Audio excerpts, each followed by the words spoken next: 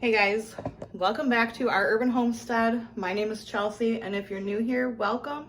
And if you've been here a while, welcome back. Do you ever feel like you have those days where there just isn't enough time in the day, or you need two of you, or maybe even sometimes four of you to get things done?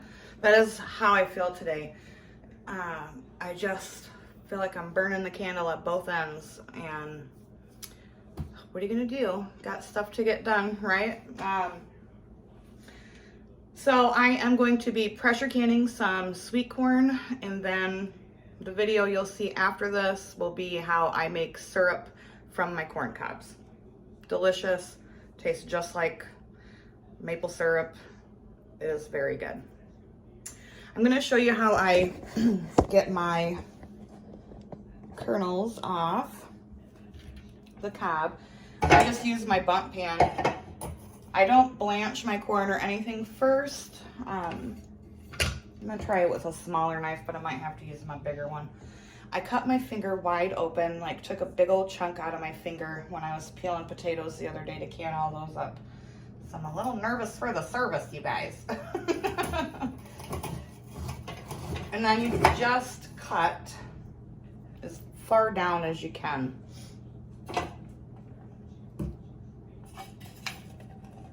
And it gives you beautiful kernels, and the kernels just fall into the pan. And then save your cobs for the syrup if you want to try that next. So I'm gonna go ahead and get this done, and I'll be right back. Okay, so I've got my corn off of the cob. I think I'm only gonna get maybe 4 pints, which I still have some corn from last year, so that's okay. And every little bit that you can put on your pantry really counts. So 4 pints is better than no pints. And like I said, I still have some from last year. And if I want more, I can always go back to the farm and get some. The corn I'm gonna do a like a Mexican style corn. I've got some jalapenos that need to get used up from the garden. And I'm gonna chop those and put them in with the corn, and it is very good. Like if you use to use it in cornbread and that Mexican corn cake that I have a recipe for. So delicious. So these jars are clean. I'm gonna go ahead and pack the corn in here, and then I like to fill them with cold water while I'm waiting. I do have a tea kettle on the stove for because you want to pour boiling water into the jars. So I'm gonna pack these, put them with cold water, that way they can kind of like soak a little bit, and I can dump them.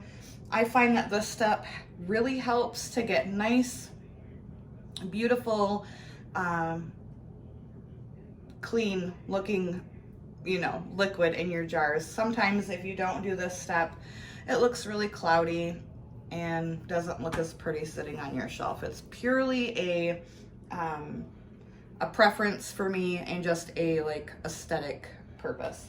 So I'm gonna get these filled, cold water, and then I'm gonna go ahead and start chopping some jalapenos.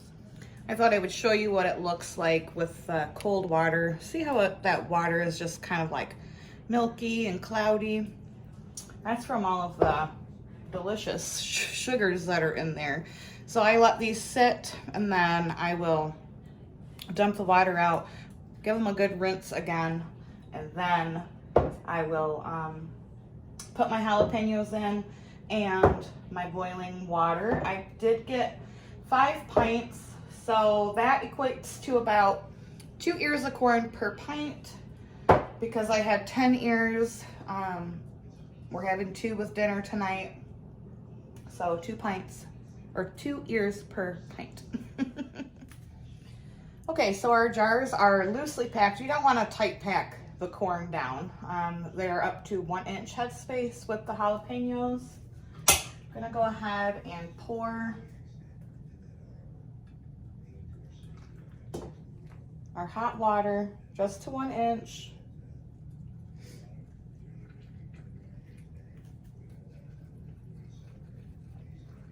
Now you don't have to do this with jalapenos. It's the same process without the jalapenos in it.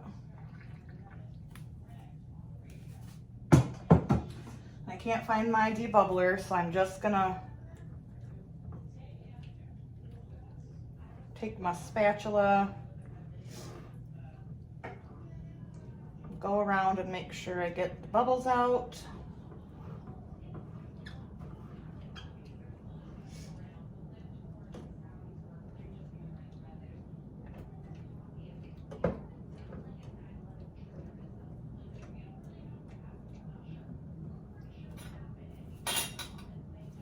And then you want to wipe your rims really well to make sure that none of that corn sugar is on them, because that will not give you a good seal. This has vinegar on it. Ooh. Hot tamales.